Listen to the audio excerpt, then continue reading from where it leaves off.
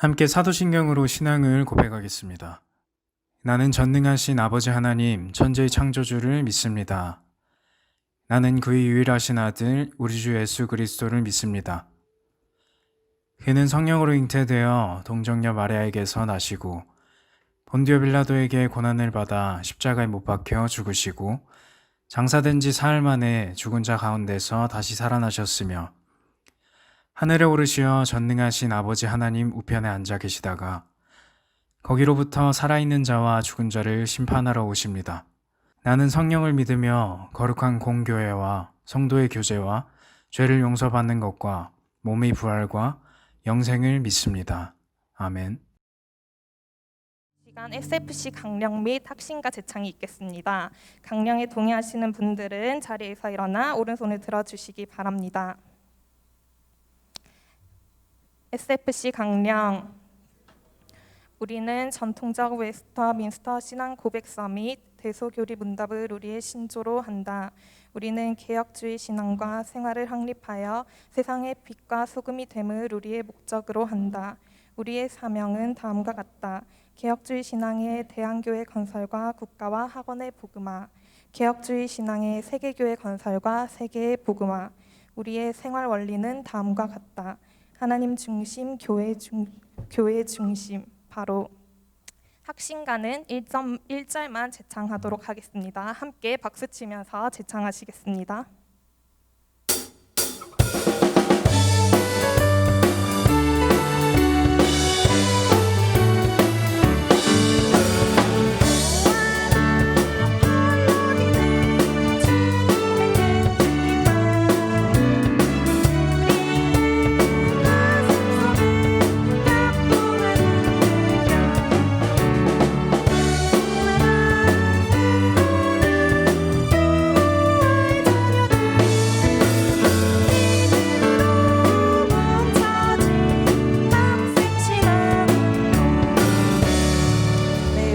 자리에 앉아주시기 바랍니다.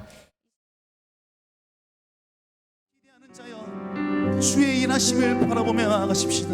주님 아직 포기하지 아니하셨습니다. 우리도 포기하면 안 되지요. 그 마음 가지고 이렇게 고백하며 나아가십시다.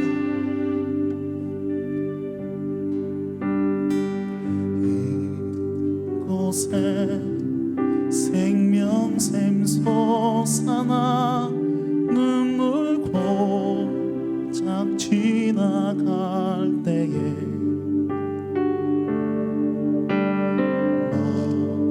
너잖아 열매 맺히고 웃음소리 넘쳐나리라.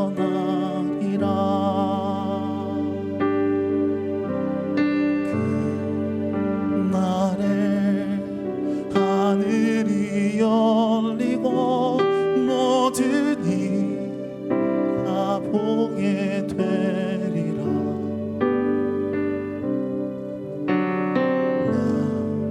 마침내 꽃들이 피고 영광의 주가 오시리라. 꽃들도 구름도 바람도 넓은 바다도 찬양하라 찬양하라 예수를. 하늘을 울리며 노래해 나의 영혼아. 은혜의 주 은혜의 주 은혜의 주. 하나님이 행하신 일들을 기대하며 포기하지 않는 마음으로 다시 한번 믿음으로 찬양합시다. 이곳에 생명샘, 이곳에 생명샘 솟아나 눈물 고작 지나갈 때에 머지 않았습니다. 너잖아 열매 맺히고 웃음소리 넘쳐나리라. 그날을 기대하며 고백하오니 그날의 한 분이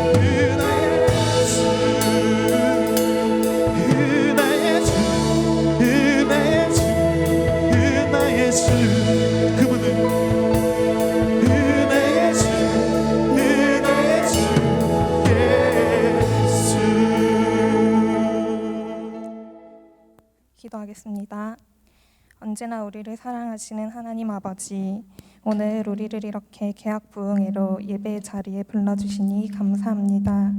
우리를 택하사 주의 자녀로 불러주심 또한 감사합니다. 비록 코로나19로 모두가 한자리에 모여 예배할 수는 없지만 그럼에도 불구하고 예배하게 하시니 감사합니다. 아버지, 우리의 죄악된 모습과 연약함을 고백합니다. 코로나로 함께 모이지 못하고 있는 지금 이 상황에 몸과 마음이 편안해지고 게을러지어 하나님을 잊은 채, 말씀을 잊은 채 살고 있음을, 나와 내 주변은 안전하다고 코로나로 아파하고 힘들어하고 있는 이들을 외면한 채 살아가고 있음을 고백하며 회개하오니 주여 우리를 불쌍히 여기시고 우리의 죄를 용서하여 주시옵소서. 우리의 삶의 주인 되시는 주님, 세상 사람들이 교회와 성도를 향해 비난과 염려의 소리를 외치는 지금 우린 더욱이 삶으로 하나님을 나타내기를 소망합니다.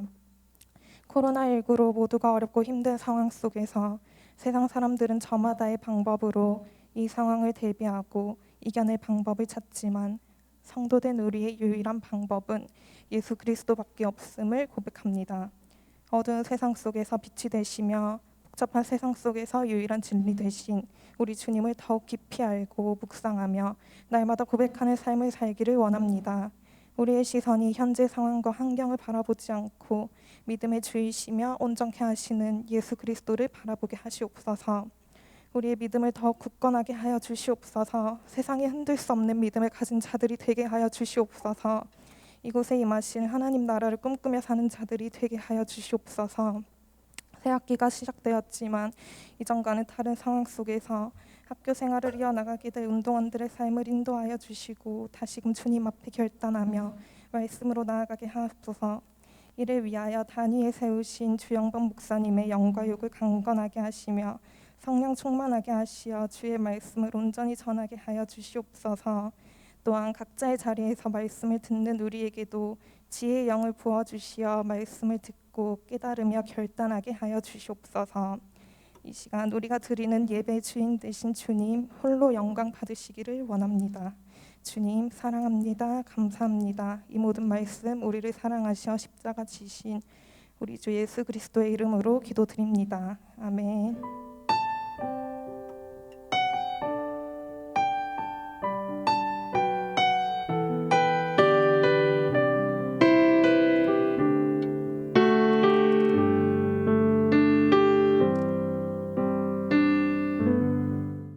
우리에게 주신 말씀은 사도행전 8장 1절에서 8절 말씀입니다. 사도행전 8장 1절에서 8절 말씀입니다. 화면을 보시고 우리 다 같이 봉독하도록 하겠습니다. 사울은 그가 죽임 당함을 마땅히 여기더라. 그날에 예루살렘에 있는 교회에 큰 박해가 있어 사도 외에는 다 유대와 사마리아 모든 땅으로 흩어지니라. 경건한 사람들이 스데반을 장사하고 위하여 크게 울더라. 사울이 교회를 전멸하며 각 집에 들어가 남녀를 끌어다가 옥에 넘기니라. 그 흩어진 사람들이 두루다니며 복음의 말씀을 전할세 빌립이 사마리아 성에 내려가 그리스도를 백성에게 전파하니 무리가 빌립의 말도 듣고 행하는 표적도 보고 한 마음으로 그가 하는 말을 따르더라. 많은 사람에게 붙었던 더러운 귀신들이 크게 소리를 지르며 나가고 또 많은 중풍병자와 못 걷는 사람이 나으니 그 성에 큰 기쁨이 있더라. 아멘. 이 시간 주영보 목사님께서 하나님의 말씀을 전해주실 때 많은 은혜 받으시길 바랍니다.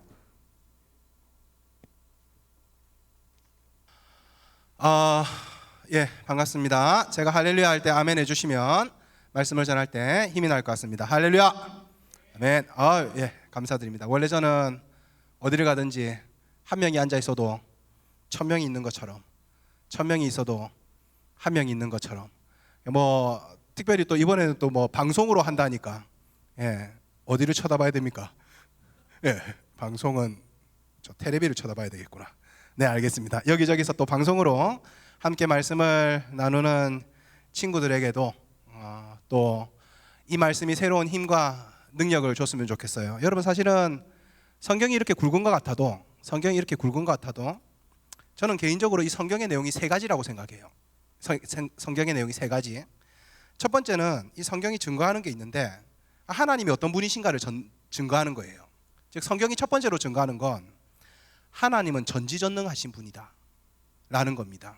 그러니까 천지를 누가 만드셨지? 하나님이 만드셨어요. 하나님은 그만큼 전지전능하신 분이셔. 뭐 사람이 어떻게 만들어졌어요? 뭐 원숭이가 변했어. 물론 가끔 나를 보면 원숭이가 변했을 수도 있겠다라는 생각이 들기도 하지만, 원숭이가 막 헛소리하지, 아메바가 헛소리하지 마라. 사람 하나님 만드셨다. 우주가 어떻게 만들어졌어요? 우주 어디 먼지가 폭발했어요. 몇 억 년 전 헛소리하지 마라. 하나님이 만드셨다. 하나님은 전지전능하시다. 사실은 그걸 증거하는 책이 이 책이에요. 성경이 말하는 두 번째 내용은 이런 거예요. 그 전능하신 하나님이 지금도 살아 계시다라는 겁니다. 이게 과거에만 있었던 게 아니라 천지를 만들 때만 있었던 게 아니라 이 하나님이 지금은 나이 들고 늙어서 이게 아니라 하나님은 지금도 여전히 살아있다라는 겁니다. 살아있다라는 거예요. 그리고 마지막으로 이 성경이 말하고자 하는 게 저는 이거라고 생각해요. 이 전능하시고 살아계신 하나님이 지금도 나를 사랑하고 있다라는 겁니다. 하나님이 아들을 왜 보내셨어요? 나를 사랑해서. 예수님이 십자가에 왜 못 박혀 돌아가셨어요? 너를 사랑해서. 성령 하나님께서 왜 내 마음속에 들어오셨어요? 너를 사랑해서. 그 전능하시고 살아계신 하나님이 너를 사랑하니까 지금도 너를 지키고 보호하고 인도하고 있다. 이걸 믿으라고 이 말씀을 우리에게 주신 거예요. 그러다 보니까 자연스럽게 이 말씀이 내 삶에서 멀어지기 시작하면 하나님 진짜 살아계시나? 하나님 살아계신데 왜 이렇게 코로나가 터져? 여러분 이런 생각 들고요. 말씀이 점점 내 삶에서 멀어지기 시작하면 하나님이 진짜로 내 사랑하는 거 맞나? 내 사랑하면 하필이면 내가 고등학교 2학년 때 수학여행 가야 되는데 왜 코로나가 터져가지고 수학여행을 못 가게 하나? 하나님 나 사랑 안 해. 여러분 말씀이 점점 내 삶에서 멀어지기 시작하면요, 이 세 가지가 의심이 되기 시작합니다. 하나님은 아무래도 전지전능 안 한 것 같아. 만약에 하나님이 전지전능했으면 내가 코로나 물러나게 해주세요 기도했을 때 코로나가 사라졌어야지. 하나님 아무래도 안 살아계신 것 같아. 하나님 살아계셨으면 빨리 이런 거 좀 없애고 정상화시켜 주셨어야지. 그리고 하나님이 날 사랑하시면 적어도 여자친구도 주시고 남자친구도 주시고 내가 학교 공부도 잘하게 해주시고 이렇게 해주셔야지. 나를 사랑한다면서. 여러분 이게 성경이 내 삶에서 점점 멀어지고 있다라는 증거를 이 생각 속에서 보고 있는 거예요. 얼마 전에 저희 교회에 수원에 살고 있는 한 청년이 목사님께 궁금한 게 있다고 찾아왔어요. 제가 이제 수원 쪽에서 집회를 했다가 거기서 은혜를 받은 친구예요. 중학교 1학년 때 은혜를 받아서 예수님을 믿기로 결단하고 고3까지 신앙을 잘 지켜서 이제 고3 때 집회에서 다시 한번 만나고 청년이 되어서 이제 저를 찾아온 거예요. 찾아왔는데 찾아온 이유가 이것입니다. 목사님 묻고 싶은 게 너무 많아요. 그러니까 우연찮게 수원에서 내려오는 길에 만난 게 아니라 오롯이 나를 만나고 싶어서 이 청년이 온 거예요. 그래서 자기는 선교사로 작정을 하고 한 선교단체에서 이제 선교 나가기 위해서 훈련을 받고 있던 중이었습니다. 훈련을 받고 있던 중에 이제 올해 초에 코로나가 터진 거죠. 그래서 선교를 못 나가게 된 겁니다. 이 친구가 예수님을 만나고 매주의 예배 속에서 감격을 누리고 그래서 하나님 앞에 자신의 젊음을 드리겠다고 막 선교 훈련을 받으면서 가슴이 뜨거워진 상태였죠. 그런데 갑자기 이제 모든 대면 예배가 중단되고 본인이 출석하던 교회도 온라인으로 전환이 된 거예요. 그래서 청년부 임원도 하고 있었는데 갑자기 임원이 할 일도 없어지고 교회에서 찬양팀도 하고 있었는데 그래도 오늘은 찬양팀 다 마스크 쓰고 하긴 하는데 하여튼 찬양팀도 없어지고 갑자기 할 게 없어진 거예요. 목사님과 교역자들이 온라인 예배를 진행해 주시고 이제 교회 오지 마라. 집에서 온라인으로 드리면 된다. 그래서 온라인 도메인 주소들 다 날려주고 온라인 예배를 진행해 주고 온라인 예배도 예배다. 온라인에 집중해서 하나님 앞에 예배를 드려라. 정말 하나님 앞에 예배답게 거룩하게 주일을 드려야 돼 라고 가르쳐 주셔서 온라인 예배를 드리는 첫 주일에 너무 가슴이 떨려가지고 아침에 일찍 일어나서 샤워하고 그리고 깨끗한 옷으로 갈아입고 소파에 딱 앉아가지고 TV를 켠 거죠. TV 켜서 핸드폰으로 화면 공유해가지고 여러분 그래서 예배를 드렸답니다. 자기는 이런 예배를 처음 드려보니까요 너무 감격적이었대요. 예배를 이렇게 드릴 수도 있구나. 주일날 교회를 안 가고 소파에 앉아서 이렇게 텔레비 화면을 보면서도 내가 하나님 앞에 이렇게 간절하게 예배를 드리고, 그리고 그날 말씀이 너무 은혜로웠대요. 그래서 막 예배를 드리면서 막 눈물이 펑펑 났대요. 그래서 와, 꼭 교회에서만 예배를 드리는 게 아니구나, 여기서도 이렇게 감동적으로 예배를 드릴 수 있구나 라고 하면서 그 첫 예배 너무 감동을 받았대요. 그런데 이게 코로나가 빨리 끝날 줄 알았는데 빨리 안 끝난 거죠. 그 다음 주 한 달, 두 달 되니까 분명히 자기 처음 예배 드릴 때 딱 씻고 깨끗한 옷 입고 이래 예배 드렸는데 몇 시지? 이래 씻지도 않고 이제 막 잠옷바람에 일어나가지고 텔레비 이렇게 틀어가지고 텔레비 앞에 자기 오늘 그렇게 앉아 있더래요. 그러다가 이제 이렇게 목사님 나오시네, 설교하시네 이런데 갑자기 배가 고픈 거지. 아침을 안 먹었네. 라면이라도 하나 끓여 먹을까? 그래 이제 라면 끓여가지고 라면 먹으면서 이제 이렇게 예배를, 자기 나름대로 예배를 드리는 거예요. 쉽게 말하면 예배를 보고 있는 거지. 심지어 요즘엔 어떻게 예배 드리냐면 침대에 누워서 드린대요. 침대에 누워가지고 핸드폰 이렇게 딱 해가지고 오늘 목사님 뭘 하시나 이러면서, 그래서 이런 예배 이제 목사님 설교 듣다가 이제 잠이 오는 거지. 이렇게 잠이 막 오다가 다른 교회는 온라인 예배 어떻게 드리지? 이러면서 또 유명한 다른 목사님 이렇게 찾아보다가, 유명한 다른 목사님 좀 찾아갔으면 또 괜찮은데 거기서 또 희한한 유튜버들 만나가지고 이 유튜버들 재밌는데 이러면서 이제 그거 보다가 축도는 받아야 되니까 마칠 시간쯤 돼서 다시 자기 교회 온라인에 접속을 해서 인사말을 남긴대요. 목사님 오늘 예배 너무 은혜로웠습니다. 그리고 자기는 이제 그때 일어나서 씻고 뭐 하고 하는 거죠. 여러분, 이 친구가 그걸 몇 주 동안 하다 보니까 자기가 자신이 너무, 이게 예배가 맞나? 내가 진짜 예배를 드리는 걸까? 이게 너무 혼란스러운 거예요. 그리고 자기가 선교 훈련도 받고 선교사로 준비하고 있는 자기도 이 정도인데 다른 친구들, 지 동기들은 오죽할까? 그래서 다른 친구들한테 예배 어떻게 드리는지 물어봤더니 일단은 담당 교역자분이 확인을 하니까 접속은 한대요. 접속은 해놓고 다른 거 한대요. 나갔다가 오고 친구 만나고 오고 다시 자고 뭐 그냥 틀어놓고, 이제 예배는 여기 영상이 틀어놓고 그냥 지 마음대로 지 할 거 막 하는 거죠. 그래서 접속하고 딴짓하고, 그러다가 단톡방에다가 아까 얘기했듯이 목사님 오늘 말씀 너무 은혜로웠어요 이렇게 이제 댓글 하나 딱 남겨주고요. 여러분, 제가 그 청년의 얘기를 듣고 목사님 이렇게 예배 드리는 게 맞습니까? 라고 묻더라고요. 그래서 제가 그 청년에게 이렇게 말해줬습니다. 하나님을 사랑해서 예배하는 것과 하나님을 사랑하는 사람들이 좋아서 예배를 드리는 건 겉으로 볼 때는 비슷해 보여도 굉장히 다른 거다.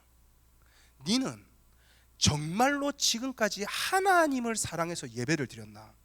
아니면 하나님을 사랑하는 사람들이 좋아서 그 속에서 소속감의 안정을 느끼고 싶어서 그래서 하나님을 예배한 거가?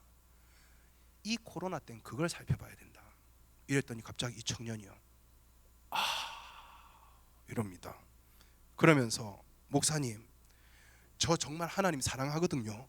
그래 알겠다. 네가 하나님 사랑 안 한다는 말이 아니야. 저 정말 하나님 사랑해서 예배를 드리는 건지 아니면 하나님을 사랑하는 사람들이 좋아서 예배를 드리는 건지 이건 어떻게 스스로 진단할 수 있나요? 또 이렇게 묻더라고요. 그래서 제가 그때 이렇게 대답해 줬습니다. 오늘의 설교 제목입니다. 혼자 있을 때 너는 누구냐? 이렇게 우리 찬양팀 있고 막 이럴 때는 다 찬양 열심히 해요. 집에 가서 혼자 있으면 넌 도대체 누구냐? 교회에 와서 예배를 드리면요 다 예배자들이에요. 예배를 마치고 집에 딱 가면, 그래서 네 방에 혼자 있으면 네 방에 혼자 딱 앉아가지고 이제 노트북을 딱 열면 그때 너는 도대체 누구냐? 네가 이제 뭐 학교를 가고 등교를 하고 뭐 중학교를 가고 고등학교를 가고 여자친구를 만나고 남자친구를 만나고 그때 도대체 너는 그때도 예배자냐? 라고 물었지요. 혼자 있을 때 나는 누구인가? 혼자 있어도 예배가 가능하지 않다면요, 어쩌면 당신은 교회 사람들과 예배하는 분위기를 좋아하는 거지 예배를 좋아하는 게 아닐 수 있다, 이 말입니다. 여러분, 교회는요, 그리고 예배는요, 나 좋자고 하는 게 아니에요. 절대로 나 좋자고 하는 게 아니에요. 내 마음의 평안과 내 마음의 안식을 누리기 위해서 예배드리는 게 아니라 이 말입니다. 하나님 앞에 올려드리고 내 삶을 하나님 앞에 올려드리는, 즉 하나님을 위하여 드리는 것이 예배지, 내 편하고 내 좋자고 드리는 게 아니라 이 말입니다. 내가 하고 싶었던 일이라고 하는 게 아니거든요. 하고 싶다고 하는 게 예배가 아니라 해야만 한다라고 생각해서 하는 게 이 예배예요. 왜냐하면 예배의 주체가 절대로 내가 아니니까요. 하나님은 우리를 교회의 주체로 불렀지 예배의 주체로 부르지 않았어요. 이 말 무슨 말이냐면요, 교회가 해야 할 가장 중요한 일 중에 하나가 예배지, 예배를 하고 있기 때문에 교회라고 부르는 건 아니라는 거예요. 그러니까 교회이기 때문에 예배를 드리는 거지, 예배 드린다고 교회다라고 부르면 안 돼요. 여러분, 그러면 신천지도 예배 드리고 있고요, 구원파도 예배 드리고 있고요, 이 사람들도 전부 다 하나님 앞에 예배 드리고 있다라고 해요. 그런데 우리가 그들을 향해서 교회다라고 말하진 않잖아요. 여러분, 예배가 교회의 본질을 규명해 주는 게 아니에요. 교회가 예배가 무엇인가를 보여주는 거죠. 순서가 바뀐 거예요. 여러분, 좀 쉽게 설명해 드릴게요. 여러분, 우리가 오늘 사도행전 말씀을 읽었지만 교회는 사도들이 하고 싶은 사역을 해보자고 만들어 놓은 공동체가 아니었어요. 절대로요. 야, 우리 예수님도 이제 승천하고 없는데 야, 이런 공동체 하나 만들어 볼까? 우리 예수님한테 배운 거 있잖아, 그걸로 이렇게 교리서 하나 만들어 가지고 야, 우리 이런 공동체 한번 만들어 보자. 그래서 예배도 약간 이런 식으로 기획을 하고 이러면 유대인들이 약간 마음이 좀 동하고 사마리아인들하고 저 땅 끝에 있는 이방인들까지 다 우리 조직에 들어오지 않을까? 야, 베드로, 니 좀 이렇게 성전 이런 데 다니면서 안전뱅이 좀 일으키고, 니는 기적 좀 일으키고, 요한, 니는 성경 연구 열심히 해가지고 요한계시록 이런 거 한번 적어봐라. 그래야 우리 책도 내고 사람들한테 막 보여주고, 그래가지고 이 세상을 뒤집는 그런 모임으로 우리 하나 만들어보자. 이게 바로 교회다. 그래서 교회라는 공동체는 이렇게 기획되고 만들어진 공동체가 아니었단 말이에요. 즉 우리 좋자고, 우리 하고 싶다고 여러분 이렇게 교회를 만들었던 게 아니란 말이에요. 갑자기 사도행전 1장에 보면 부활하셔서 우리와 늘 함께 계실 줄 알았던 예수님이요, 갑자기 나 간다 이러고 올라가신 거예요. 제자들이 밑에서 진짜 가네 이러고 쳐다보고, 올라가셨으니까 이제 내려오시겠지 이러고 계속 쳐다보고 있었던 거예요. 그러니까 제자들이 이제 하나 예수님께서 승천하시고 올라가시면 이제 재림 때 오신다 이래 생각하는데, 올라가셨으니까 언제 내려오시노 이러고 계속 보고 있으니까 예수님도 약간 좀 민망하신 거예요. 얘네들이 왜 계속 쳐다보지? 지금 안 내려갈 건데. 이러니까 뭐예요? 천사를 보낸 거예요. 천사가 와가지고 뭘 그래 계속 쳐다보노? 언젠간 다시 오실 거다. 여러분, 그러면서 뭐라 하냐면 예루살렘을 떠나지 말라 그랬어요. 내가 하늘로 올라간다고 너희도 예루살렘을 떠나지 마. 여러분, 그리고 예수님이 올라가신 거예요. 원래 자기들 고향은 갈릴리인데 예수님이 안 계시면 갈릴리로 도망가야 되는데 예루살렘을 떠나지 말라 그런 거예요. 예수님을, 자기 스승을 잡아 죽였던 그 도시를 떠나지 말라 그런 거예요. 그래서 자기들도 언제 잡혀갈지 모르는 이 예루살렘에서 제자들이 이제 우리 웃자노? 이제 우리 어디로 가야 되노? 야, 우리 다시 고향 가자. 예수님이 예루살렘 떠나지 마라 그랬잖아. 야, 그럼 우리 예루살렘에서 뭐하노? 예수님이 성령님을 기다리라 그랬잖아. 언제 오시는데? 네 성령님 누군지 아나? 모르는데. 모르겠. 일단 우리 다락방에 모여가지고 기도해보자. 그리고 좀 우리 방구석이잖아요. 어디 다락방 같은 데 모여가지고, 방구석 같은 데 모여가지고 좀 뭐 한 거예요? 기도한 거예요. 하나님 도대체 뭡니까? 성령님은 언제 오십니까? 예수님처럼 어디서 태어납니까? 뭡니까? 여러분, 막 이랬는데 갑자기 기도하는 중에 성령 하나님께서 임하신 거예요. 그리고 성령님이 이끄시는 대로 그렇게 자신을 순종해 드리면서, 나는 안진뱅이를 일으킬 능력도 없고 생각도 없었는데 갑자기 성전 미문 앞에서 구걸하는 그를 보고 금도 없고 은도 없지만 나사렛 예수 이름으로 명한다, 일어나 걸어라 이랬더니 갑자기 안진뱅이가 일어나 걷는 거예요. 이게 뭐지 뭐 이러면서. 여러분, 아마 베드로하고 요한도 되게 깜짝 놀랐을 것 같아요. 나도 예수님처럼 되네 막 이러면서. 여러분, 자기들은 원래 이런 걸 할 능력도 없고 계획도 없었어요.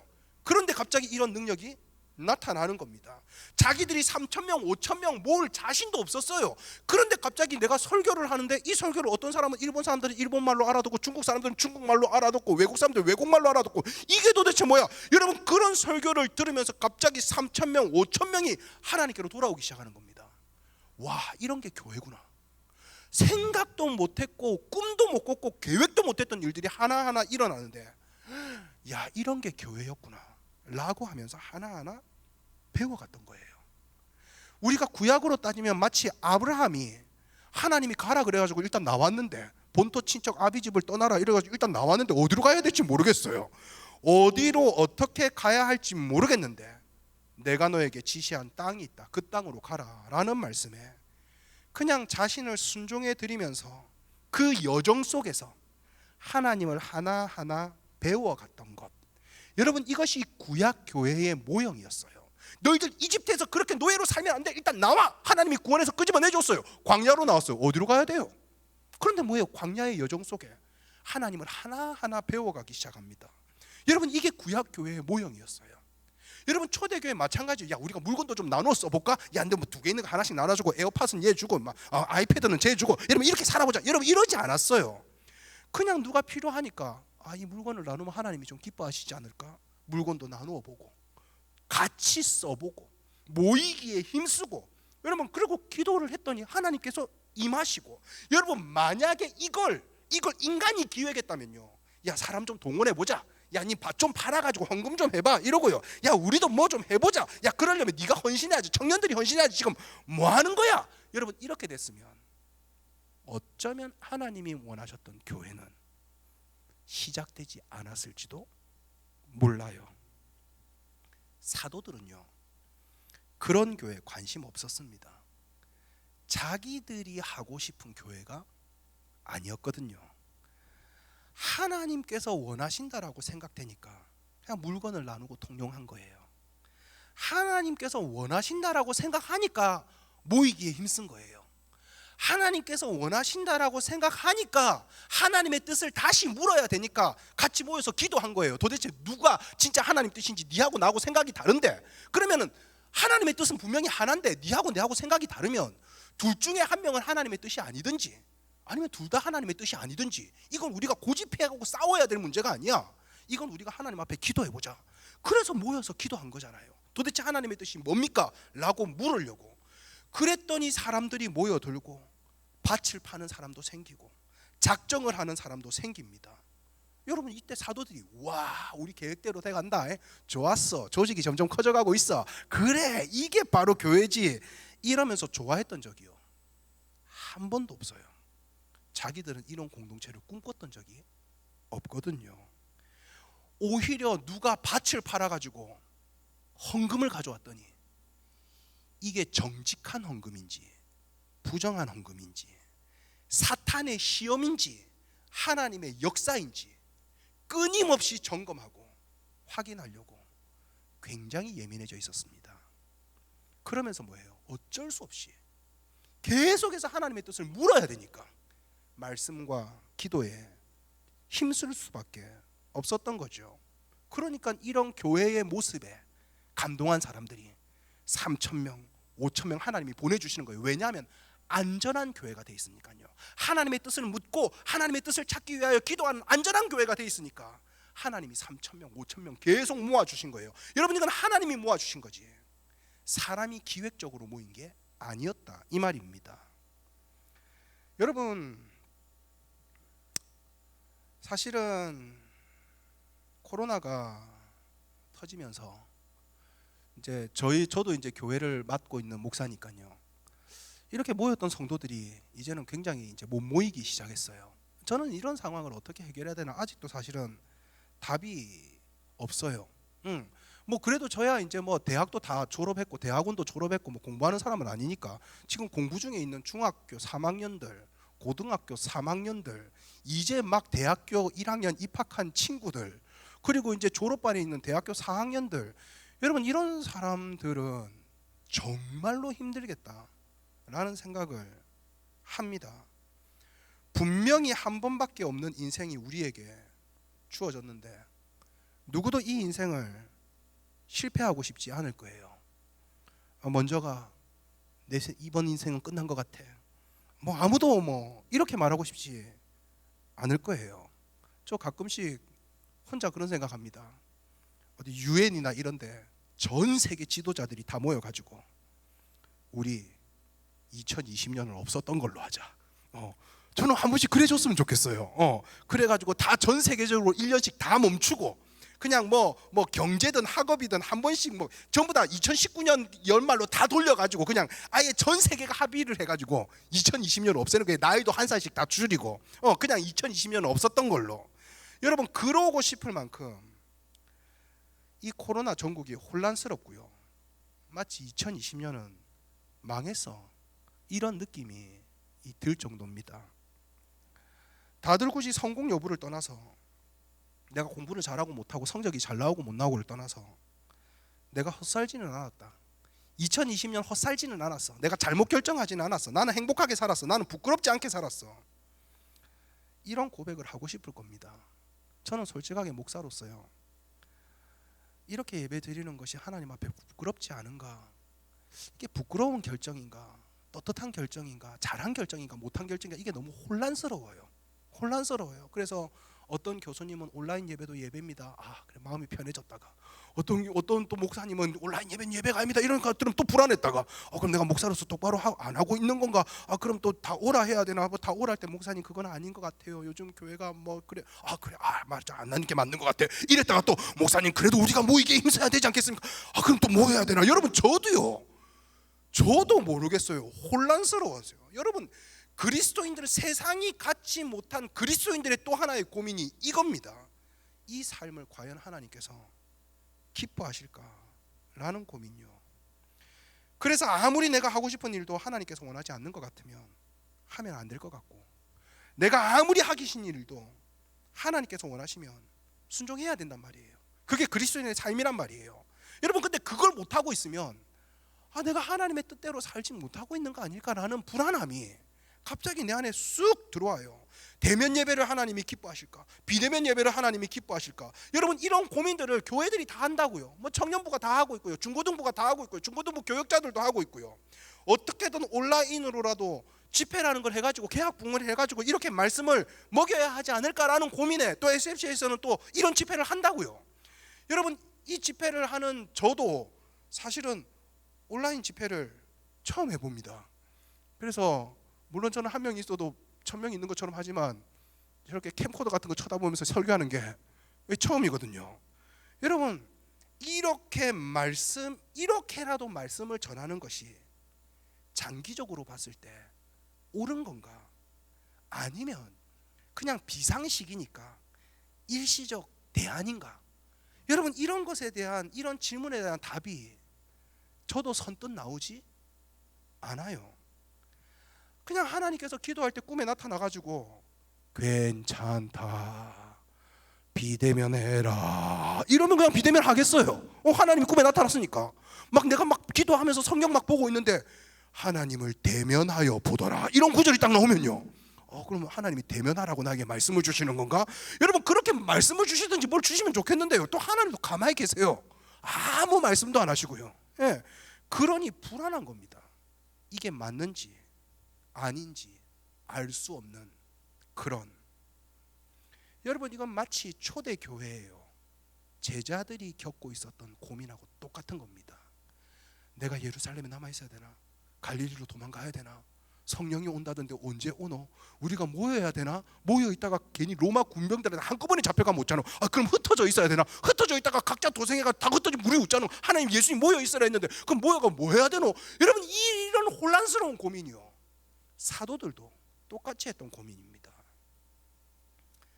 여러분 저도 여전히 그런 고민과 갈등 속에 있지만 제가 여러분들에게 분명히 말씀드릴 수 있는 건 하나는요, 이런 순간일수록 예수님을 믿어야 한다라는 겁니다. 이런 순간일수록, 혼란스러운 순간일수록, 답을 못 찾는 순간일수록요, 제발 예수님을 믿어야 됩니다. 여러분 지금이 진짜로 예수님을 믿어야 될 믿음이요 발동해야 될 순간이에요. 여러분 정말로 이 땅에서 하나님의 몸된 성전으로서 이 땅을 살고 싶다면요, 그리스도인들은요 예수님 믿어야 됩니다. 여러분 그리스도인들은 정부 믿는 거 아니에요. 그리스도인들은 태극기 믿는 거 아니에요. 뭐 그리스도인들은 무궁화 믿고 이런 거 아니에요. 그리스도인은요 어떤 상황에서도요 예수님 믿어야 됩니다. 예수님요, 예수님께서 나를 부르셨고 나를 부르셨기 때문에 나를 이끌어 가실 것이야. 지금은 비록 어디가 길인지 모르는 터널 같아도, 지금은 분명히 암흑 같아도, 언제 어떻게 코로나가 해결될지 몰라도, 그래도 지금도 나를 인도하시는 분은 예수님이야. 여러분 이것에 대한 믿음이 있어야 돼요. 예수님은 그저 나를 지옥에서 천국으로 인도하려고, 너 예수님 믿냐 안 믿냐, 예수님 믿으면 죽어서 천국 간다, 이걸 가르쳐 주려고 오신 분이 아니란 말이에요. 인생의 시작부터 인생의 마지막 순간까지 우리의 알파와 오메가가 되셔서 처음부터 나중까지 나를 버리지도 않고 떠나지도 않고 인도하시는 목자가 되기 위해서 길 잃은 양 같은 나를 선택해서 찾아주셨단 말이에요. 불러주셨단 말이에요. 그런데 코로나 따위에 하나님을 향한 나의 인도를 우리는 의심을 해요. 교회를 향한 하나님의 인도를 의심을 합니다. 정말 예수님 살아계신 거 맞나? 정말 나를 사랑하시는 거 맞나? 난 지금 고3인데 대학을 어째 가노? 어째 해야 되노? 여러분 이것 때문에 불안하고 힘들어하고 괴로워하는 거예요. 여러분 우리에게 지금 필요한 건요, 불안도 두려움도 아니라 그리스도에게 필요한 건요 예수님을 믿는 겁니다. 이 방송을 보고 있을 고3들 더 있을 텐데요, 수능도 계속 연기되잖아요. 저는 지금 우리 대한민국 국민들이 최선을 다해서 살고 있다라고 생각합니다. 저희 교회 집사님들 중에도 자영업자도 많고요, 직장생활 하는 분도 있고 학교 선생님도 있고 이래요. 정말 최선을 다해서 살고 있어요. 방역하는 주체들도 그리고 하여튼 정치인들도 제가 볼 때는 그냥 최선을 다해서 살고 있어요. 어떻게든 살려고요. 여러분 고등학생들도 최선을 다해서 살고 있잖아요. 온라인이든 뭐든 최선을 다해서 살고 있잖아요. 그러면 예수님 믿고 가면 됩니다. 수능을 11월에 치니 12월을 치니 내년에 치니 어차피 똑같아요. 전부 다 똑같아요. 주어진 조건은 다 똑같아요. 그러면 우리는 예수님 믿고 가면 된다, 이 말입니다. 고1 이제 막 고등학교 올라왔는데 공부 습관도 안 잡히고, 저희 아들이 고등학교 1학년이에요. 한 주는 학교 가고 한 주는 학교 안 가고, 그러니까 친구를 한 주 사귀었다가 또 한 주 못 보니까 한 주 후에 가면 어색해져 있어요. 그래서 다시 좀 친해지만 했는데 또 학교를 오지 말래요. 그래서 또 어색해져. 또 여러분 이게 친구를 사귀라는 건지 말라라는 건지 도대체 알 수가 없어요. 이제 뭐 야간 자율학습 해가지고 이제 야간 자율학습이 약간 이제 몸에 익는 것 같아요. 이런 또 학교 오지 말해. 그래 또 일주일 동안 집에서 내 자요. 온라인 수업 딱 틀어놓고 보면은 애가 조용해요. 왜 조용하지?라고 보면 침대에 있어요. 책상에서는 선생님의 막 이게 돌아가고 있고요. 여러분 공부 습관이 잡히지가 않아요. 제가 부모로서 솔직히 불안합니다. 엄마도 보면 불안하고요, 저도 보면 불안하고요. 그런데 그때마다 저희 부부가, 아내도 저에게, 저도 아내에게, 우리 아들을 믿지 말고 예수님을 믿읍시다. 심지어는 우리 아들도 그 말을 해요. 아버지, 저를 믿지 말고 예수님을 믿으세요. 진짜 쭉 패고 싶어요. 예. 고2들 제가 얘기했지만 고2 때는 수학여행 가야 되잖아요. 우리 딸이 지금 초등학교 6학년이에요. 초등학교 6학년 수학여행 가야 된단 말이에요. 수학여행 못 간다고 막 짜증 내고 우리 고3들 수능 연기되고 학원도 가야 되는데, 심지어는 학원 강사도 확진받고 학원 갔다가 못 갔다가 이렇게 혼란스러우니 이번 생은 망한 거 아닐까? 나는 왜 하필 지금 고3일까? 왜 코로나가 일어났어요? 라고 물으면 저 모릅니다. 제가 뭐 보건 전문도 아니고요. 목사로서 저는 왜 이런 일이 일어났는지 모르겠지만, 다만 하나, 하나님이 이런 일을 허락하셨다면 이유는 있다라는 거예요. 그러니 우리는 그 허락하신 하나님을 믿고 가보자 라는 겁니다. 우리가 비록 함께 모일 수는 없어도 혼자 있을 때 책상 앞에 있을 때, 불안할 때 언제든 예수님을 믿어야 됩니다. 나는 혼자 있을 때 누구입니까? 나는 혼자 있을 때에도 예수님을 믿는 사람입니다. 여러분, 그것이 믿음의 사람들이 걸어야 될 길 아닐까요? 아직도 나를 인도하고 계시고 지금도 인도하시는 예수님을 믿어야 된다, 이 말이에요. 여러분, 지금 이 본문에 나오는 제자들의 인생이요, 자기 제자들 자기 인생의 계획대로 돼가고 있었을까요? 아니에요. 여러분, 사실은 제자들이 예수님을 믿고 예수님을 따를 때는요, 이유가 있었어요. 예수님이 굉장히 막 맨날 뭐 보리떡 5개로 막 뭡니까 물고기 2마리로 먹을 것도 많이 만들어내고 막 기적도 일으키고 이러니까 예수님이 조만간에 왕이 될 것 같다. 그러면 예수님을 통해서 로마 왕국을 뒤엎고 예수님을 왕으로 세워서 우리 다 한 자리씩 차지하자. 그래서 나는 오른편에 나는 왼편에 앉아 주십시오. 이렇게 해서 국가 체제의 전복을 꿈꾸고요, 그걸 계획하면서 따랐던 사람들이 예수님의 12 제자들이었어요. 그러니까 처음부터 순수하게 예수님의 가르침대로 살래요, 이게 아니라 인생 계획을 가지고 예수님을 따랐다, 이 말이에요. 하나님 나라를 만들려고 예수님을 왕으로 세우는 하나님 나라를 이렇게 만들면 되겠다, 이렇게 계획하고 따랐단 말이에요. 근데 웬걸 계획에 없던 일이 생긴 겁니다. 한 번도 생각해보지 못한 일이 생긴 거예요. 예수님이 십자가에 돌아가신 겁니다. 헐, 어이, 어떻게? 이러면 내 인생 어떻게 알아? 이번 생 망했어. 와, 내가 배와 그물을 다 버려두고 예수님 따라. 예수님 저래 죽어 묻잖아. 와, 예수님 나 사랑 안 하는갑다. 여러분, 기적도 안 보여주시고 십자가에서 막 십자가 부수고 내려와가지고 로마 황제 다 나와 이랬어야 되는데 그러지도 않고 초라하게 돌아가시고 예루살렘 떠나지 말라 하시고, 그리고 안 떠나고 있었더니 오순절 성령 경험하게 하시고. 여러분, 갑자기 이때부터요, 사도들에게 자기 인생의 계획과는 다른, 자기가 지금까지 기획해온 자기 인생의 계획이 완전히 무너지고 하나님의 인도를 받는 새로운 계획과 새로운 길이 생기기 시작합니다. 그리고 만들어진 게 뭐예요? 교회입니다. 교회요. 뜻대로 되지 않고 계획대로 되지 않았지만 제자들은 막 살지 않았어요. 함부로 살지 않았다, 이 말입니다. 그들이 참된 성전, 참된 교회, 하나님께 사용받는 삶을 살 수 있었던 이유는 딱 하나예요. 제가 볼 땐 딱 하나예요. 예수님이 예루살렘 떠나지 말라 그랬다, 예수님 믿고 기다려보자, 이거였어요.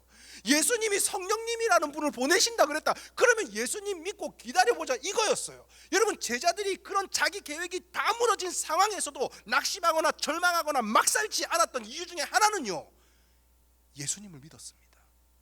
끝까지 예수님이 하셨던 말씀을 믿었어요. 내 계획대로 되지 않아도 한치 앞을 알 수 없어도 내가 지금 뭐하고 있나, 이렇게 가는 게 맞나, 고향으로 도망가야 되는 게 아닌가 싶어도요, 마음의 두려움이 일어나고 심지어는 가족조차 알아주지 않는 외면이 있었지만 이들은 한결같이 예수님을 믿었습니다.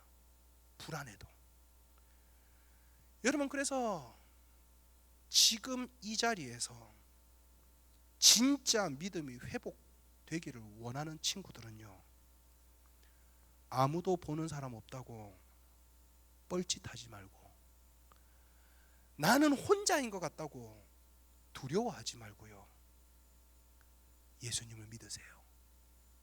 그런 기회가 우리에게 주어진 거예요. 혼자 있어도 예수님을 믿을 수 있는 기회가, 이제는 하나님을 사랑하는 사람들을 좋아하는 게 아니라 내가 혼자 있어도 하나님을 사랑할 수 있는 기회가 주어진 거예요. 혼자 있을 때라도 그가 예배자가 될 수 있다면, 혼자 있어도 내가 예수님을 바라볼 수 있다면 그 인생은 절대로 실패하지 않는 인생이 돼요. 주님이 그런 사람을 사용하지 않을 이유가 전혀 없거든요. 오히려 그런 사람을 찾고 계시거든요. 예수님이 목자가 되시기 때문에 혹시나 길을 잃게 되면 예수님께서 가시에 찔리면서까지 어떤 대가를 치르시더라도 그런 예배자를 찾아내실 겁니다. 그러니 우리는 어느 자리에서든, 학교에서든, 집에서든, 골방에서든, 다락방에서든, 안방에서든 우리는 어디서든 예수님을 믿을 수 있어요. 바라볼 수 있다, 이 말입니다. 처음 그렇게 교회가 시작되니까요, 사람들이 3,000명, 5,000명 막 모였습니다. 대단하죠. 정말 대단한 부흥이 일어났어요. 교회에 사람들이 얼마나 많이 모였는지 당시 유대인들과 그리고 이 나라를 정복하고 있던 로마인들 그리고 분봉왕이었던 헤롯이요 위협을 느낄 정도였습니다. 교회에 사람들이 너무 많이 모이니까요 정치인들이 위협을 느끼는 거예요. 정부 관료들이 위협을 느끼는 거예요. 교회 사람 너무 많이 모이니까요. 그러면 도대체 하나님은 왜 이렇게 교회로 사람들을 많이 모았냐 이겁니다. 하나님 왜 3,000명 5,000명 되는 사람들을 베드로의 설교를 듣고 그렇게 많이 모이게 하셨을까? 도대체 사람들을 그렇게 모아서 하나님은 뭐 하고 싶었을까? 교회로 그렇게 모아서 교회의 방향을 설정하는 데 있어서 굉장히 중요한 질문이에요. 하나님은 그렇게 사람들 많이 모아서 3,000명, 5,000명, 10,000명씩 모아서 뭐 하고 싶었을까? 청소년 복지관 하고 싶었을까? 청소년 센터 하고 싶었을까? 비전 센터 짓고 싶었을까? 선교 회관 만들고 싶었을까? 도대체 하나님은 무엇을 하고 싶어서 이렇게 많은 사람들을 모으셨을까? 여러분 그게 오늘 본문에 나와요. 우리가 5장에 사람들이 막 4장에서 3,000명 막 사람들이 수천 명이 모여요. 그리고 6장 7장을 가면 스데반 집사님이 돌아가십니다. 그리고 8장에 가면 오늘 읽었던 본문이에요. 하나님께서 왜 그렇게 많은 사람들을 모으셨는지 목적이 뚜렷해집니다. 그래서 8장 1절 보면 이렇죠. 사울이 그가 죽임을 당함을 마땅히 여기더라. 이거 그는 스데반 집사님이에요. 그날에 예루살렘에 있는 교회에 큰 박해가 생긴 겁니다. 이제는 왜냐하면 예수님 믿는 사람 잡아 죽이니까 재밌거든요. 그래서 엄청나게 박해를 한 거예요. 그래서 그 교회에 수천 명이 모이던 교회에 사도 외에는 다 유대와 사마리아와 모든 땅으로 흩어지더라. 여러분 예수님이 교회에 뭘 부탁하셨습니까? 너희들은 온 유대와 예루살렘과 온 유대와 사마리아와 땅 끝까지 이르러 뭐가 되라 그랬습니까? 예수님이 살아있다라는 증인이여라 라고 부탁했어요. 그런데 교회 보세요. 3,000명 5,000명 모인 거예요. 그럼 모여서 뭐 했어야 됩니까? 모여가지고 막 예배하고 찬양하고 물건 나누어 쓰고 막 이러면서 우리 좋다 막 이렇게 하고 났으면 이제 예수님의 말씀을 따라 예루살렘과 유대와 사마리아와 땅 끝까지 예수 그리스도의 살아계심을 증거하러 가는 증인이 되었어야 되잖아요. 안 가는 거예요. 안 가고 모이니까 너무 좋다. 우리 모여가지고 야 우리 그럼 MT나 갈까? MT 가고요. 야 우리 그럼 우리끼리 모여가지고 뭐 하지? 야 그럼 우리 운동회 할까? 체육대 할까? 체육대 하고요. 야 우리 뭐 기간별 발표할까? 막 기간별 발표 하고요. 그냥 우리끼리 막 선물 나누고요. 막 우리끼리 칭찬해주고요. 우리끼리 MVP 뽑고 막 이런 거예요. 예루살렘과 유대와 사마리아 땅 끝까지 예수 그리스도의 증인이 돼야 되는데 증인될 생각은 안 하고 야 우리끼리 모이니까 너무 좋다 이러고 있는 거예요. 하나님이 아무리 가라도 안 가는 거예요. 안 되겠다. 한 명 하나님이 좀 불러야 되겠다. 여러분 그래서 스 집사님이 올라가신 거예요. 그랬더니 로마인들이 너무 좋아서 뭡니까? 박해를 한 거예요. 교회에 큰 박해가 일어나죠. 오늘 읽었던 본문 다시 볼게요. 1절 후반부입니다. 그날에 예루살렘에 있는 교회에 박해가 있어서 사도 외에는 어디로 갑니까? 유대와 사마리아와 모든 땅으로 흩어지니라. 여러분 이게 예수님 말씀 정확해요. 너희는 예루살렘과 유대와 사마리아와 땅 끝까지 이르러 내 증인이 되라.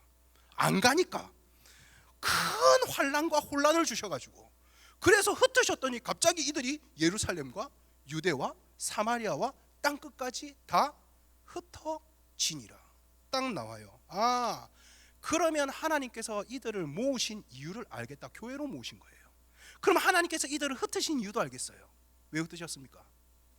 증인이 되라고요. 하나님이 모으신 이유는요 흩어지게 하기 위해서입니다. 흩어지게 하기 위해서.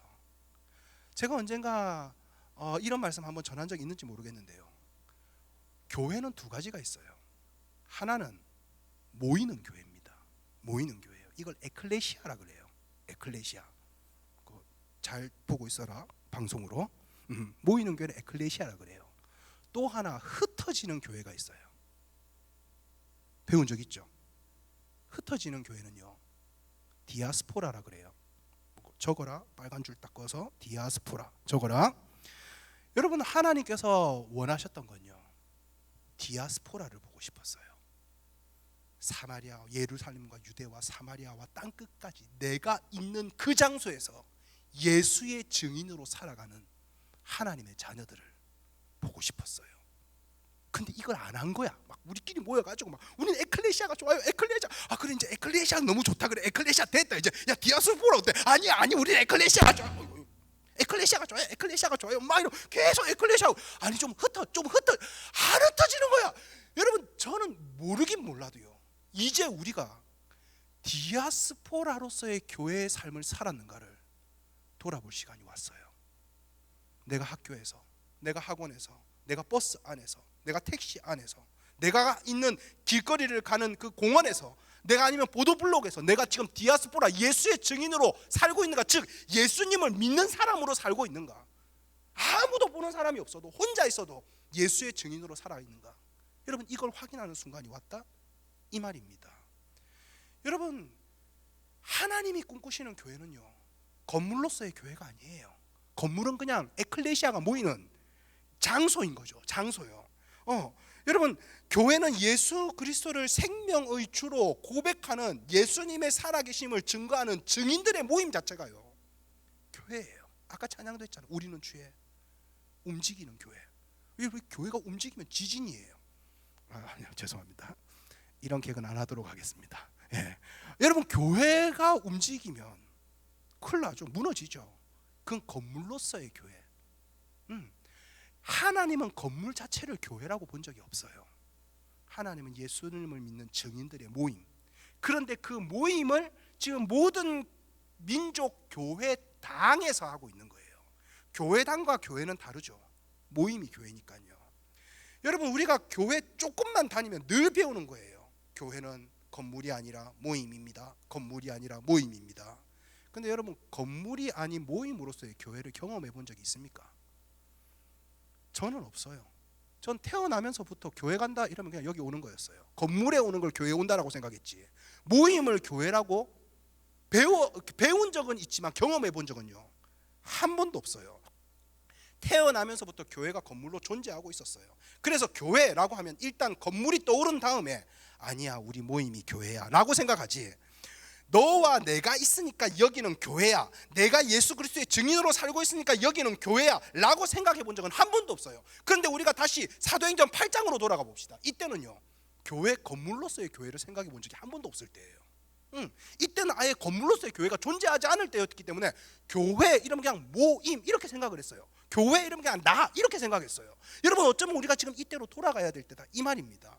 초대교회 성도들은 아예 건물 자체가 없었기 때문에 각자 한 명 한 명이 자신이 교회라고 생각했어요. 그래서 모이면 에클레시아, 흩어지면 디아스포라. 왜요? 내가 교회였으니까요. 내가 교회였으니까요. 내가 모이면 그건 모이는 교회가 됐고요. 내가 흩어지면 그건 그냥 흩어지는 교회가 된 거예요. 이게 바로 움직이는 교회였습니다. 움직이는 교회. 저는 하나님께서 왜 코로나를 지금 허락하셨는지 잘 모르겠지만 그냥 저는 이 말씀을 보면서 그 생각을 했어요. 하나님은 지금 움직이는 교회를 보고 싶으시구나. 그동안 한국 교회가 모이는 교회는 굉장히 애를 썼지만 움직이는 교회는 관심이 없었구나. 그래서 교회에 와서는 거룩하고 찬양도 하고 막 잘하는데 학교에 가면 친구들하고 맨날 욕하고 급식하면서 기도도 안 하고 밥 먹고, 여러분 그런 일들이 막 일어난 거예요. 친구들 하면 똑같이 욕하고, 여러분 똑같이 뭡니까 연인들은 똑같이 잠자리 하고, 여러분 이런 일들이 생겼던 거예요. 흩어지면 자기가 교회라고 생각을 안 한 거죠. 여러분 백악관은 화이트하우스지만 하얀 집이라고 다 백악관이라고 부르지 않아요. 거기에 미국 대통령이 있어야 백악관이죠. 여러분 청와대는 기와장이 청색이라서 청와대죠. 그런데 푸른 기와가 있다고 다 청와대라고 부르지 않아요. 거기에 대한민국 대통령이 직무를 봐야 청와대죠. 여러분 교회는 건물을 지어놓고 십자가만 꽂아놨다고 교회가 아닙니다. 예수의 증인들이 있어야 교회인 거예요. 여러분 7장까지가 에클레시아적 교회였다면 이제 8장부터는 디아스포라의 교회가 나옵니다. 이젠 사도 바울을 통해서 진짜 땅끝까지 가요. 땅끝까지. 여러분 한국 교회에 하나님께서 큰 부흥을 주셔서 만약에 2020년도까지가 에클레시아의 교회로서 큰 부흥을 누렸다면 저는 이제 디아스포라로서의 부흥을 누려야 할 때가 아닌가라고 생각합니다. 오해하지 말고 들으십시오. 그러면 에클레시아는 무의미한가? 그렇지 않아요. 흩어진 사람들은 흩어져 살아가다가 세상의 핍박과 어려움과 괴로움을 겪게 되어 있어요. 왜냐하면 어두운 세상이 빛을 싫어하니까요. 이건 우리를 싫어한 게 아니라 우리가 믿고 있는 예수님을 싫어하기 때문이에요. 그래서 디아스포라로 살아가다가 힘들면 다시 어디로 와야 돼요? 다시 에클레시아로 옵니다. 그래서 모여서 청년회에서 중고등부에서 함께 예배하면서 힘들었던 것을 나누고 또 하나님의 뜻은 무엇인가 묻고 말씀과 기도로 돌아와서 다시 새 힘을 얻고, 그럼 새 힘을 얻으면 또 뭐해요? 다시 또 디아스포라 예수의 증인으로 또 살아가는 거예요. 어떤 사람은 회사에 가서, 어떤 사람은 기계 수리공으로, 어떤 사람은 목사로, 어떤 사람은 드라이버로, 어떤 사람은 뭐 개인 사업가로 각자 흩어져서 각자의 대학교에서, 각자의 중학교에서, 각자의 고등학교에서요 구조선의 역할을 하는 거죠. 그러다 또 기름 떨어지면요 또 와가지고 또 우리 교회 담임 목사님을 통해서 또 뭡니까? 기름 공급받고요, 성령의 기름 부으심을 받고요, 바른 말씀의 선포와 성령께서 내 안에 내주하시는 성령의 움직임으로 말미암아 새 힘이 일어나서 또 옛사람을 이겨서 또 예수의 증인으로 살아가고요. 여러분, 말씀은 하나님이 교회만 사랑하고 있다라고 말하지 않아요. 하나님이 세상을 이처럼 사랑해서 독생자를 주셨다라고 얘기를 해요. 교회를 사랑해서 독생자를 주셨다라고 말하지 않는다 이 말이에요. 하나님은 교회를 사랑하듯이 세상도 사랑하고 계십니다. 이걸 우리가 잊어서는 안 돼요. 하나님은 모든 민족 교회도 사랑하지만 제가 있는 은혜나무 교회도 사랑하고요, 옆에 있는 교회도 사랑하고요, 여러분들이 각자가 다니고 있는 모든 교회를요 똑같이 사랑하고 계세요. 서울 강남에 있다라고 사랑의 교회를 더 많이 사랑하시고 어디 총구석에 있는 시골 교회라고 그 교회는 덜 사랑하시고, 이게 아니에요. 하나님은 각 교회들을요 똑같이 사랑하고 계세요. 여러분, 하나님은 SFC를 분명히 사랑하세요. SFC도 사랑하지만 CCC도 사랑하고요, IBF도 사랑하고요, 모든 예수 그리스도를 주라 고백하는 모든 선교단체들을요 다 똑같이 사랑합니다. 이 말은 하나님께서 목사 주영범도 교회로 보시지만 이 앞에 앉아있는 청년이에요? 똑같은 교회로 보십니다. 주영범 목사는 기도도 더 많이 하고 성경도 더 많이 알고 있고 설교하고 있으니까 더 나은 교회, 저 친구는 이제 막 듣는 입장이고 아직 좀 모르고 아직 나이도 어리고 더, 저기는 조금 덜한 교회, 이렇게 보지 않아요. 똑같은 교회로 보십니다. 교회를 사랑하듯 세상을 똑같이 사랑하시고요, 내 교회를 사랑하듯 이웃 교회를 똑같이 사랑하시듯이 주영범을 사랑하듯이 똑같이 저 청년을 같이 사랑하는 거예요. 여러분, 여기에서 직접 말씀을 들으나 온라인에서 직접 말씀을 들으나 예수 그리스도를 믿고 증인의 삶을 살기를 원하면요, 하나님의 은혜는 그에게나 여기에나 똑같이 임한다 이 말입니다. 우리의 머리가 혼자 있을 때라도 예수 그리스도가 되어야 된다 이 말입니다. 머리셨던 예수님은 처음에는 12제자를 모으시죠. 모으셔서 뭐합니까? 흩으십니다. 흩으세요. 예수님은 세리를 찾아가시고요, 장녀를 찾아가시고요, 병든 자를 찾아가십니다. 함께 먹어주시고요, 함께 마셔주시고요, 물론 이때는 코로나가 없었으니까 함께 먹고 마시고요, 병도 고쳐주시고요, 재산 문제도 상담해 주시고요, 문제가 있으면 문제를 들어주시고요, 답을 해줘야 될 때는 답을 주시고요, 필요한 물건이 있는 사람에게는 그 필요한 물건을 나눠주기도 하셨어요. 예수님을 닮아가고 예수님에게까지 자라가고 싶고 예수님을 머리 삼은 교회라면 이제는 우리도 다시 이곳에서 그런 사명을 감당해야 되지 않을까요? 여러분, 말씀을 마무리하려고 합니다. 4절을 보면 그 흩어진 사람들이 자신의 흩어진 곳에서 두루 복음의 말씀을 전할세. 흩어졌으면 이제 끝이다. 여러분, 이 사실은 이게 흩은 건 정부가 흩은 거거든요. 로마가 흩은 거예요. 정말 우리 못 이긴다. 우린 끝났다. 절망이다. 그럼 우리가 로마에 대해서 반항하자. 로마에 항거를 하고 우리가 대물에 해서 뒤집자. 여러분, 그러지 않았어요. 흩어진 제자들이 뭘 했습니까? 흩어진 사람들이 두루 다니며 복음의 말씀을 전할세. 흩어진 제자들, 흩어진 그리스도의 자녀들, 흩어진 교회가 해야 할 건 하나예요. 복음을 붙잡고 그 있는 자리에서 예수 그리스도의 증인으로 또 살아가는 거죠. 제가 얘기했듯이 비록 교회가 지금은 상식적이지 않고 욕들어 먹는 일을 해서 너무 미안하다. 하지만 하나님은 여전히 살아계시고 하나님은 여전히 전지전능하시다. 그리고 하나님은 이런 나와 그리고 그런 너를 사랑하고 계신다. 난 그걸 믿어. 나는 예수님의 사람이니까. 오직 성령이 너희에게 임하시면 너희가 권능을 받고 예루살렘과 온 유대와 사마리아와 땅끝까지 이르러 내 증인이 될 것이다 라는 말씀이 8장에서야 비로소 이루어져 갔던 거죠. 디아스포라의 삶은 증인의 삶이에요. 사업터가 하나님의 영광을 위하여 사용된다라는 의미가 학교에서 하나님의 영광을 위하여 공부하고 싶습니다 라는 의미. 내가 전교 1등 했으니까 하나님 영광 받으세요, 이거 아니에요.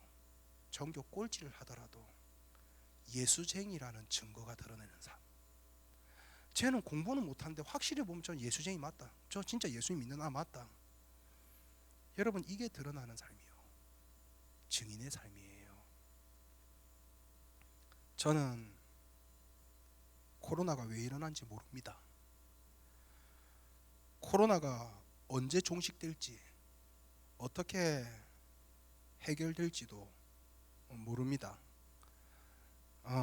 엊그저께 마트에 갔는데 마트에서 갑자기 배가 아파서 화장실을 들어갔거든요. 그래서 화장실에서 볼일을 보고 있는데 밖에 어떤 아저씨 2명이 들어왔어요.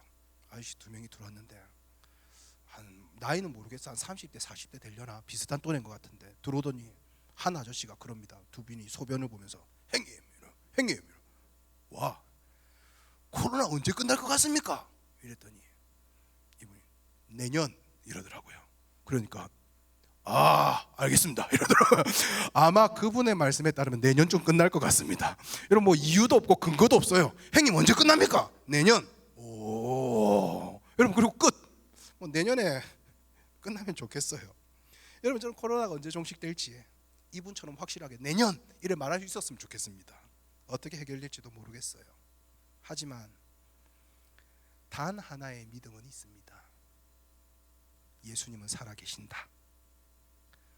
혼자 있어도, 이번 생은 불안해 보여도, 뭐가 지금 내 마음에 들지 않게 돌아간다 할지라도 예수님은 살아계신다.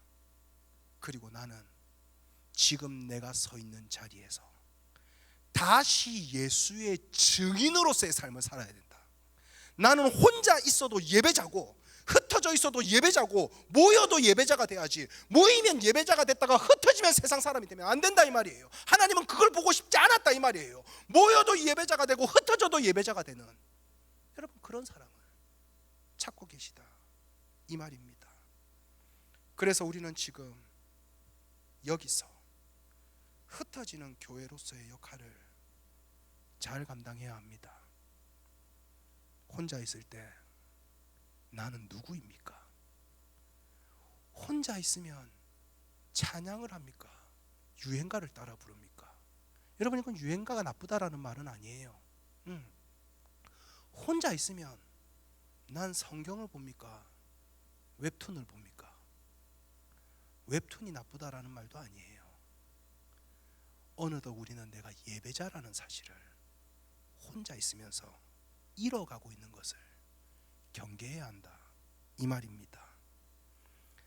하나님을 사랑하는 사람들을 사랑하는 것 말고 혼자 있어도 하나님을 사랑할 수 있는 법을 배울 기회를 하나님은 주신지도 모릅니다. 마치 사도들이 이 혼란이 왜 일어났는지 이해할 수 없었지만 오히려 이 혼란을 통하여 디아스포라의 확장을 이루신 하나님의 계획이 있었던 것처럼 지금 나는 하나님의 계획을 읽을 수도 없고 알 수도 없지만 지금 여기 다시 이곳에서 나 자신이 움직이는 교회라는 사실을 잊지 말고 어디서든 증인의 삶을 살아가는 우리 저와 SFC 후배들이 되기를 주님의 이름으로 축복합니다. 아멘. 우리 이 찬양 한번 할까요? 나는 하나님을 예배하는 예배자입니다. 찬양합시다. 우리의 나태해진 삶과 우리의 게을러진 영혼의 생각이 있다면 우리 오늘 이 시간에 다시금 말씀으로 나 자신을 세웁시다. 모일 때가 있으면 흩어질 때가 있구나. 그리고 흩어질 때가 있었다면 다시 모아주실 때가 있겠구나. 그때까지 나는 예배자로서 증인의 삶을 놓치지 말아야 하는 거구나. 혼자 있을 때 혼자 있어도 나는 예배자다. 이런 마음을 다지며 우리 함께 찬양합시다. 나는 하나님을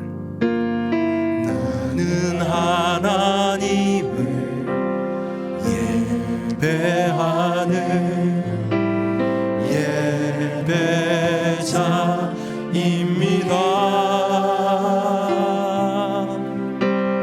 내가 서 있는 곳 어디서나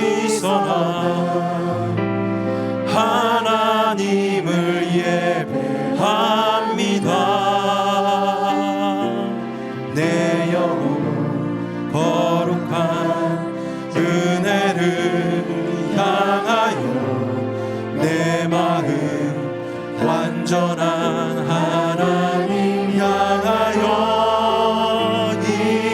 이곳에서 바로 이 시간 하나님을 예배합니다.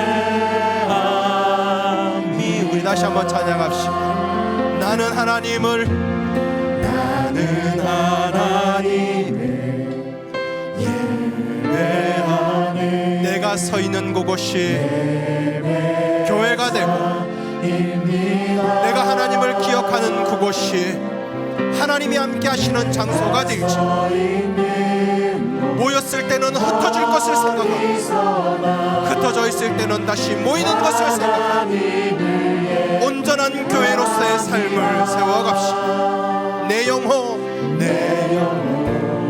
거룩한 은혜를 향하여 내 마음 완전한 하나님 향하여 이곳에서 바로 이 시간 하나님을 나 혼자 있을 때라도 내 영혼이 거룩한 내 영혼 거룩한 은혜를 향하여 내 마음 완전한 하나님을 향하여 다시 이곳에서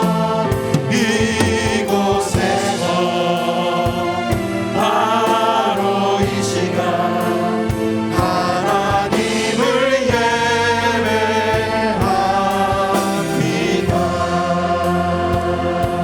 우리 시간에 각자 있는 자리에서 하나님만을 생각하며 한번 기도할 때에 하나님 아버지, 내가 서 있는 이곳이 하나님을 만나는 예배의 자리가 되기를 원합니다. 하나님, 비록 지금은 흩어져 있으나 다시 모이게 하실 날이 있을 것인데 그 다시 모이게 하시는 그날 부끄럼 없이 하나님 앞에 나오기 위하여 나 홀로 있는 이곳에서도 예수의 증인으로 살아가기를 소망합니다. 이런 마음의 소망을 품은 자마다 하나님 앞에 한번 기도할 때에 하나님, 내가 홀로 있다고 하여 예배의 자리에서 멀어지는 자 되지 않도록 도와주시고, 내가 홀로 있다고 하여 예수의 증인의 삶이 무너지는 삶 살지 않게 하여 주시고, 홀로 있어도 말씀과 기도를 가까이 하는 예배자의 삶을 살 수 있도록 지금 이곳에 나와 함께 하여 주시옵소서. 옛적에 나를 만나 주셨던 것처럼 다시 이곳에 예배자로서의 삶을 결단케 하여 주시옵소서. 우리 이런 마음의 소망을 가지고 주님 앞에 한번 기도합시다. 기도드리겠습니다. 주여,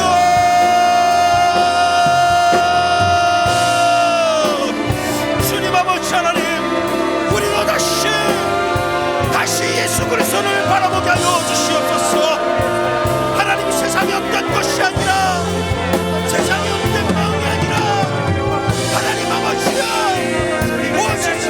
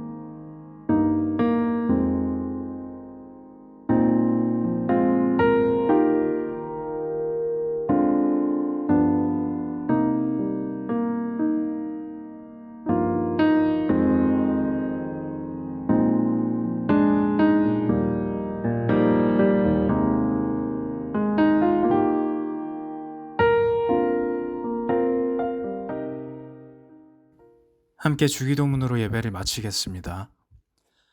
하늘에 계신 우리 아버지여, 이름이 거룩히 여김을 받으시오며 나라가 임하시오며 뜻이 하늘에서 이루어진 것 같이 땅에서도 이루어지리다. 오늘 우리에게 일용할 양식을 주시옵고, 우리가 우리에게 죄 지은 자를 사하여 준 것 같이 우리 죄를 사하여 주시옵고, 우리를 시험에 들게 하지 마시옵고 다만 악에서 구하시옵소서. 나라와 권세와 영광이 아버지께 영원히 있사옵나이다.